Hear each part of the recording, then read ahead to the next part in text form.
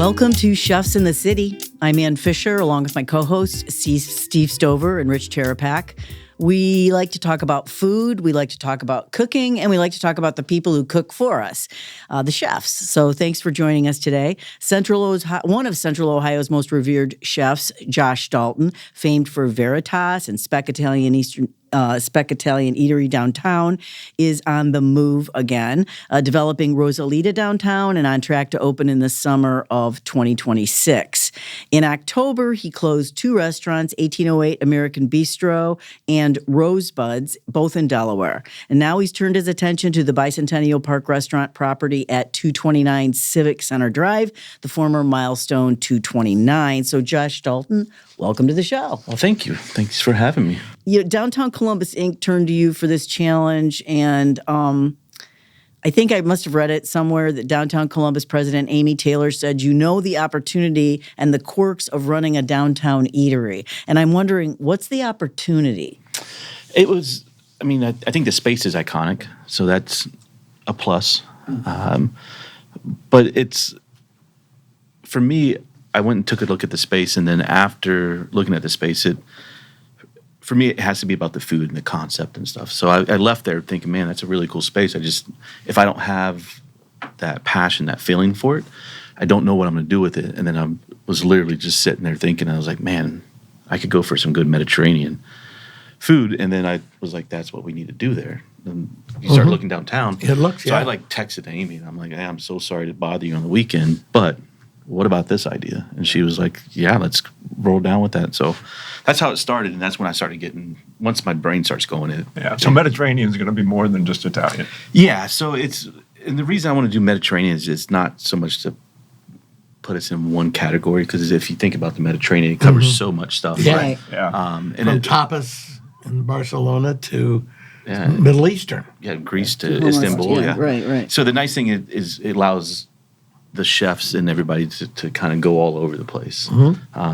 Keeping them, with a set of kind of rules that we'll kind of come up with of what we want to do. And kind of like what you do at Veritas, the menu will vary frequently and that gives you a lot of places to vary too. Yeah, absolutely. Yeah. When you talk about the space and how it spoke to you, are you just anyone can look at 229, and I'm going to call it that until you name this place for us. Should be simple. Okay. But can you? Is it just what it looks like to the rest of us, or is it the back of the house that you're looking at too? The back of the house, the line's really big, so we can put a lot of equipment, which is going to be great. But the back of the house, I think that place was originally meant to be an event space. Okay. So the kitchen, it's not the kitchen I would build from scratch, but it's going to work great for us. But I think the big thing is the patio and all the windows, and you look And out. the setting on the river. Yeah. And then you also forget have about that. the splash pad, and then that whole green area and the river. And then there's concerts and And then you look across the river, and it looks great too. So, it's the space is just iconic, and I think it's... How does the DORA affect that? I think DORA is going to be great for us. It's one of the things that we're really looking forward to. You have a walk-up window? We're making the bar so on the patio that you can walk up and order. I was kidding. That's great. That's great. Yeah. And there's great space to walk around. Yeah. So it's great DORA territory. Yeah, exactly. It's perfect. So Amy Taylor also referred to the quirks of running a downtown eatery, and I was really curious about the quirks. I think running any restaurant anywhere is a difficult time right now for restaurants. I think, not to be negative, I think you're going to see a little bit more rough times come ahead. It's only gotten harder since COVID. I think that a lot of places haven't bounced back. But really, you can only control what's in your four walls. Yeah. So I'm nervous as can be about the things I can't control. But so that food costs. Yeah, food costs are skyrocketing. Yeah, right. Labor is skyrocketing, and that's the crazy part is I don't think anybody in the restaurant business is overpaid by any means. But it's just there's a set of difficulties that come with running a restaurant.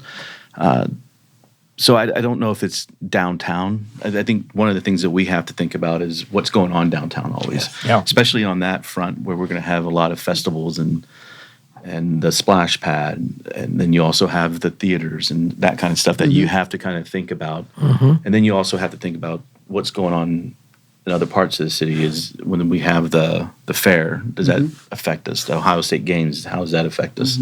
So there's a lot of little things you have to think about when you're running a restaurant for sure. What about parking? The city is working, and so is DCI is working with us to get some parking spaces. We'll have valet for lunch and dinner. That's important. Yeah. Guys, some folks, one of the reasons the downtown declined is people are afraid to drive downtown. They don't know where they're going to park or that it's going to be too much. And I think one of the great things about Veritas, Hanks, and Speck is you got, and Schwett for that matter. Joint parking. Yeah, I got joint parking right on the corner of Gay and High. Yeah, I'd like to see it at lunch. Yeah. Yeah. Well, I was thinking about bringing my Romeo group, retired old men eating out, to there, but I'm worried that if they don't have parking, we'll lose them. yeah. That's true. Parking's a tough one because a lot They of times can't walk very far. Yeah. if people can't see it, they won't walk it. Yeah. Yeah. You know, it's parking is very important Yeah. for sure. But hopefully we'll address that with the Milestone. I mean the 229. Your Delaware restaurants were popular and beloved by you. So I'm kind of curious what went into that equation for you, that calculation. I do want to focus on downtown, what we have going. I will be announcing tomorrow that Rosebuds will reopen in Delaware. Oh, great. Okay. So we're just moving across the street and down. Okay. New location across the street. Tell us about Rosebud. It's a great Yeah, concept. it was kind of like our bougie dive bar. I want people to go in and have an elevated food, but also be able to get an affordable drink and affordable food. But also, I mean, there's so much fun stuff out there. That whole chicken nuggets and caviar. Why not? Like, let's have fun. You described it once as chefs cooking for chefs. Yeah, it's Where stuff that you makes go us happy. off hours. Yeah. And I have such a good staff, and there's a few people up there that have worked for me for 18 years, and I wasn't going to leave. My mom lives in Delaware. My sister lives in Delaware. Okay, there's more of a connection Yeah, there. there's Okay, some of my gotcha. best friends are in Delaware, and it was, How could you desert us? yeah. So I wasn't going to. It just, we were working behind the scenes. You on got getting so some much things. on your plate. Right? Yeah. So that should be opening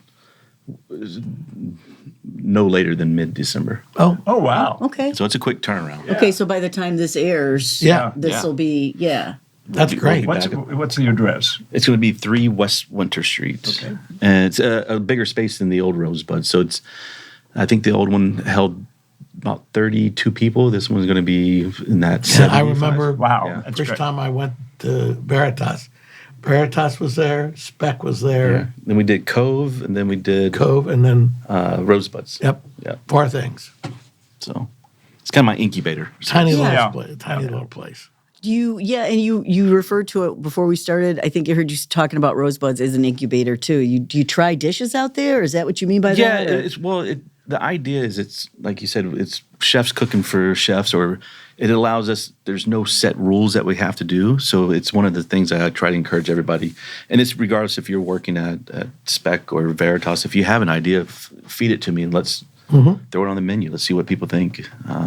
It's not viewed as Italian or whatever. It's Yeah. viewed as just sort of a Collective. Itself, yeah.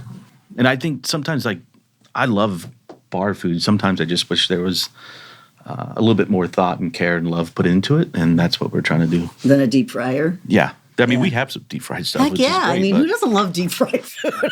I don't believe you. If you're out there, but yeah, there's a little bit more thought that goes into Yeah. it. Yeah. yeah, exactly. More than calamari, but yeah. You're a native of New Orleans. I grew up on New Orleans and the coast. But I've been up in Ohio for like 26, 20. You're adult. Yeah, so I feel Ohio is home. You couldn't get me back in New Orleans more than a visit now. Saved my life. Right, but the influence, is that there? No, I wouldn't. Culinary? I mean, they love food there. Yeah. yes. They do. I love food, so those things kind of Okay. match up. But I really started, as an adult, started getting into food. And then when I started traveling, that's when the world opened up to me. Don't get me wrong, I think there's amazing food in New Orleans, but it's not where my foundation. I don't do a lot of Creole cooking, but They have a Sazerac at the bar. yeah, I mean, I'll drink a Sazerac for sure. All right. So you wrote. Well, you said something about when you were talking about Mediterranean cuisine and what's coming up at 229, and you said, but no pizza. Yeah, I mean, there's You're not a pizza guy? No, I love pizza. Okay. There's a ton of pizza and great pizza in the city. There's a pizza oven right in the center of the restaurant. Yeah. And I think a lot of times when people see a pizza oven, it's like, oh, we got to throw a pizza on. And I look at it and go, there's so much more you can do with it. That, yeah. It's just a big oven. So Very hot, big oven. You mentioned pita, yeah, well, I mean, fresh. we'll definitely do pitas. We'll roast some meat in there, finish Okay, off sure. ducks. Yeah. We'll probably finish off a chicken dish in there. Like, there's going to be more than just bread in it. So, and I think that sometimes people underutilize Yeah. or just look at it and only see pizza. There's a chance that we'll have, won't be necessarily pizza, but it'll be bread with some kind of Flatbread or there'll be some kind Yeah. of product on top of the bread. Yeah. But You've mentioned travel a lot. yeah, it's if I could retire tomorrow and travel the rest of my life, I would. Unfortunately, man coach. I know. Yeah. I know. Unfortunately, it's cost prohibitive. But yes, I love traveling. I think it's one of those things that, and Italian food is great here, but man, Italian food in Italy is great.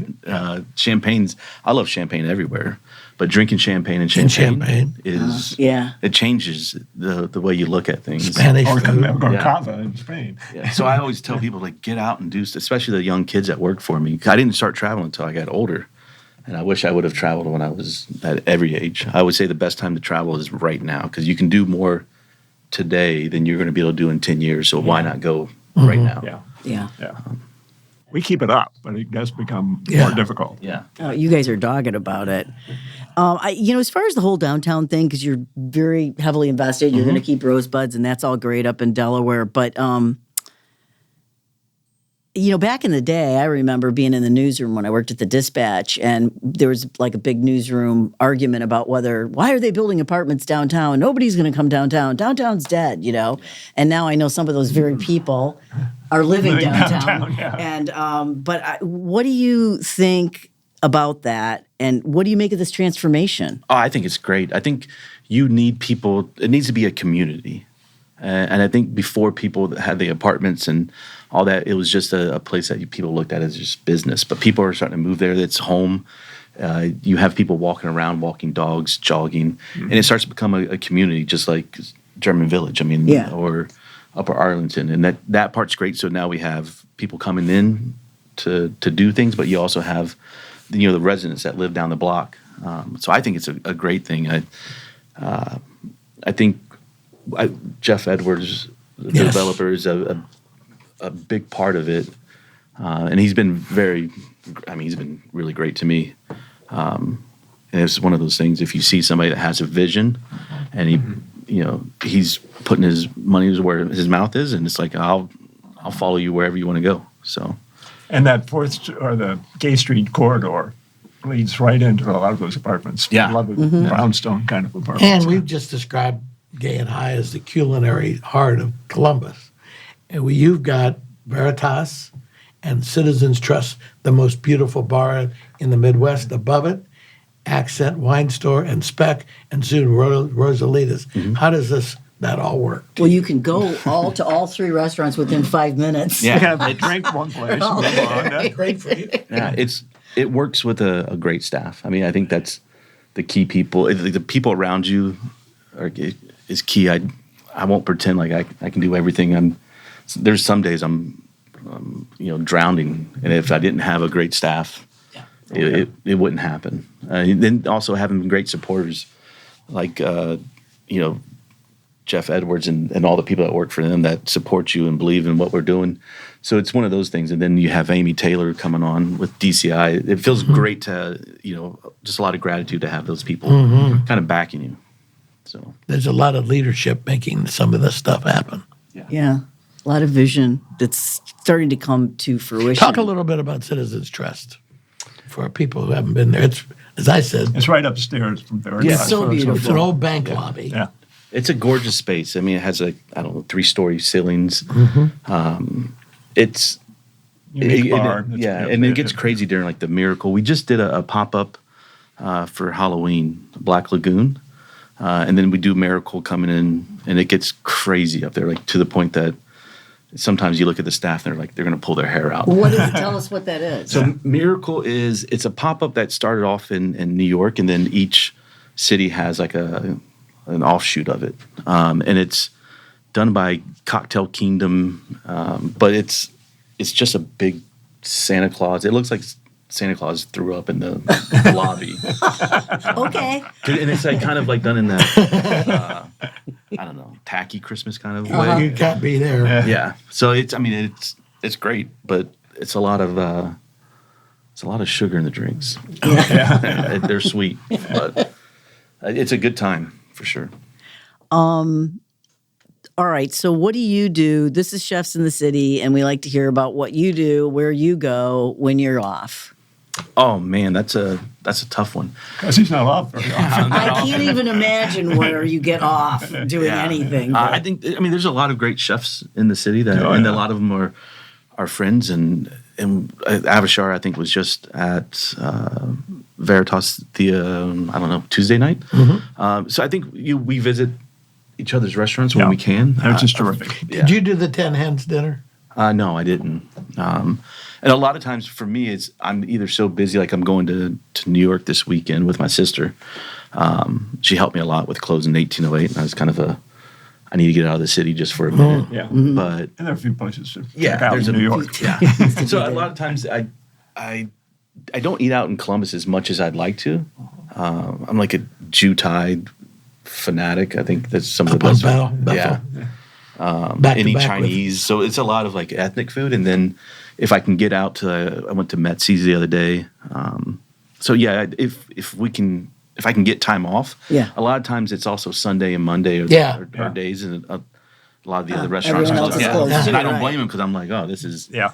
And then Sundays, that's a day of sleep. Like, I try not to even leave the house some days. Do you cook at home? Oh, no. I'm lucky my girlfriend cooks, and she does a great job. I always tell people, like, I'm so used to working on commercial equipment, and the flames are so much stronger, or our My home's blenders. just water boil. And every time I start cooking at home, I get so frustrated, and then I'm just like, all right, somebody come in and fix this. So I always tell, there's a lot of home chefs that will school me in a home kitchen. Home for cooking. Sure. Yeah. You've never done much home cooking then? No, not. I mean, I'll do a little bit here and there, but no, for the most part, if I'm going to cook, I've even gone to the restaurants, cooked, and then bring it home, just because I like the equipment at the restaurant so much more. Yeah. Like the combi oven that does everything you could ever want. I mean, it cleans itself, which is amazing. You push a button and it's like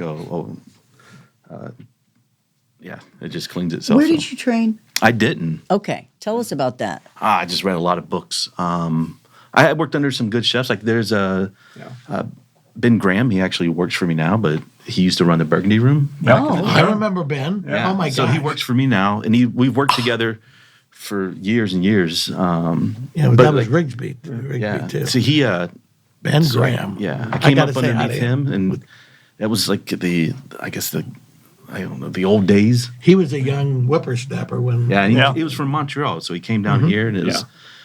So I worked underneath a lot of chefs. I always had maybe a bad attitude when I was younger.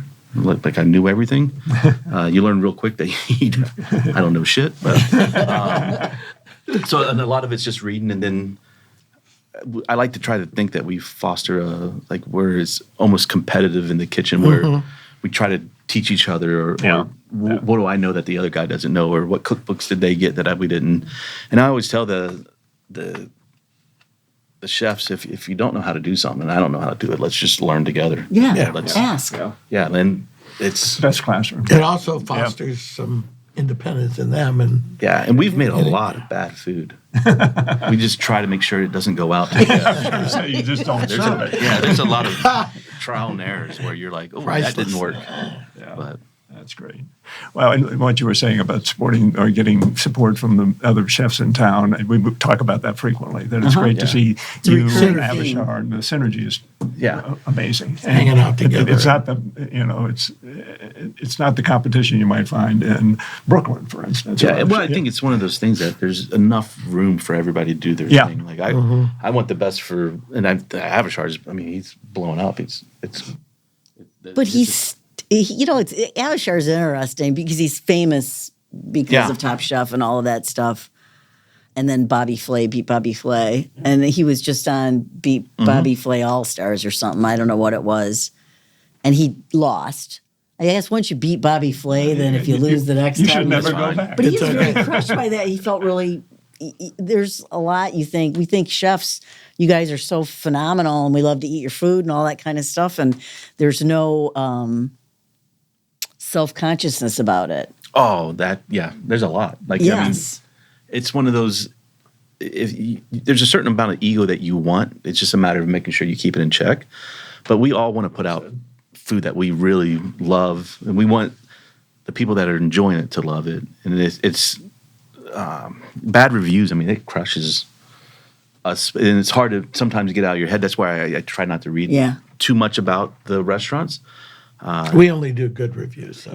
We're that's kind of our philosophy is we just lift up but you like what's working. Well, so many years on public radio, you don't know which restaurants are contributing to the bottom line. You can't trash talk too much, but doing this so long, and we don't like to. The reason we do it is we want to support the people who do the things the right way and take the risks. There's a lot of people who don't. But I think criticism is good in a way too. Like I always believe that there's some truth in every criticism, and it's something that maybe we need to look at. So I particularly only read, if I'm going through like Yelp or Google reviews, I only read the bad ones, and then we try to address it with the team and how much of that do we need to take in and really look at what we need to change. Critically, And I think that there's a way to criticize or tell people this is what you need to work on without being hateful and mean. I think every chef in Columbus wants to be better somehow, some way, and it's a matter of there's a right way to encourage people and there's a wrong way. And a lot of it can be service issues. Yeah, and that's one thing that Cameron's done a great job with. I think training his service staff to get out there and do it. The front of house, back of house, which is really tough because it's tough to find employees who will work those hours and for that much money. Yeah, and it's you find good staff, you keep on to them, you hold on to them. They're prized possessions. Yeah.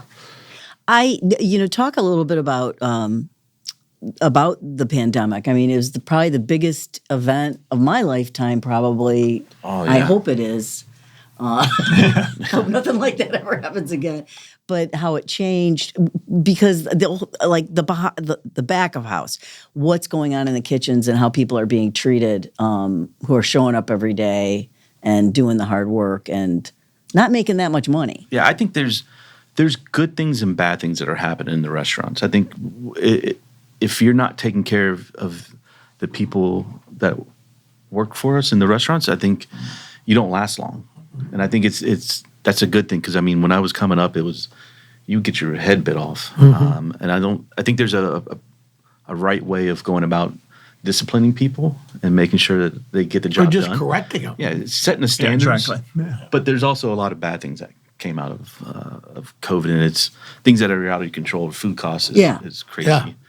And it's also, I think there a lot of people change the habits of how they dine out, what they do. 6 o'clock is the new 8 o'clock. Yeah, and you go over to Spain and you're like, these people are crazy. They're eating at 9 o'clock. 10. Yeah. And yet they seem fine. I mean, we're told that it's not good for our digestive systems.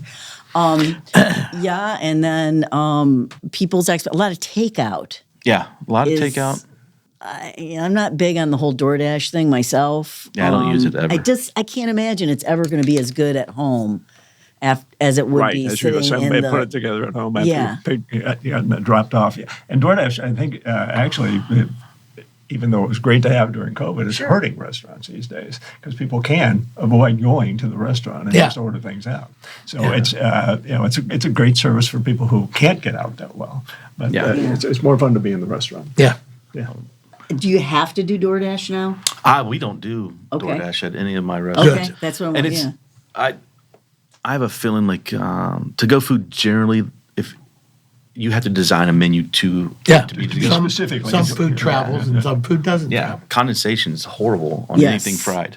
You know? Oh, yeah. So Don't putting a box get the on it. fries. Yeah. And it's not going to be as hot, no matter what you do. It's just not going to be the right temperature or what it would be. Yeah, and I also think restaurants, it's a hospitality game. Yes. So, Yeah. and it's like, I think the fun part is making sure that you sit down and we can take care of you. Mm-hmm. It gives us an opportunity to kind of show you what we do and shine. Having And the if you're full ordinate- experience. Yeah, if you're ordinate, we don't, there's only so much love you can put in a box. Yeah. Yeah. So. And if it's styrofoam, all the worse. Oh, yeah. It's killing me. Well, we're just about out of time. I want to thank you for joining us. Oh, we really absolutely. appreciate your time. We know how busy you are. It's exhausting just to read your the list of everything you do. So, I'd love to Keep come it up. back. how do you Best keep? wishes. I guess before I let you go, I Hope am you will kind of come curious about balance, work-life balance. It's like I said, it's Is your organization growing along with? I mean, slowly. It's one of those. We're in that weird. We have just enough restaurants, but we need a couple more to grow the back team that no one sees. Okay. And that's so there's to people- justify. yeah. Okay. And there's people working 24/7. It seems like around the clock that people don't really that you don't see as a server or bartender or the chef. You know, there's a lot of administrative work that gets done, and I have good people. I have one particular person that does a ton of stuff for me, and I couldn't do it without him. And it's the same thing with the chefs. I have a spec team is great. The manager Billy is great. The chef is great. So it's the stronger team you put around you, the more we can do. Yeah. And so it's really them that they do all the hard work. I just have ideas. And you can't be everywhere at the same time. No. And you have to be able to trust them. You know, Yeah. that's a key part. Was that taking some getting to used to when you first had your first place and walking away and letting somebody else take the helm? Absolutely. Okay. I'm not great at it. I think managing people is the hardest part of what I do. Anything. Yeah, and I'm not great at it, and I'm trying to get better. And for a while, I stopped reading cookbooks and started reading how to manage people books, and I don't think I've gotten any better. But it's a continuing to learn that lesson. You're Well, doing great. Thank you so Keep much. it up. It's been Look great forward to finally it. getting you in, and we really appreciate it. That is one of Central Ohio's premier chefs, Josh Dalton, joining us today. We eagerly await your next ventures. More to talk about in a few months.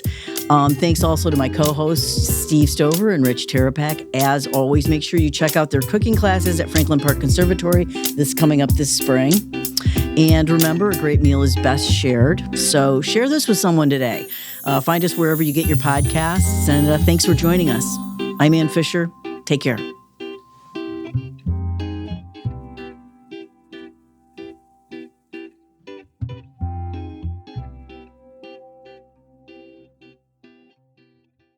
Boxland Media. Think big.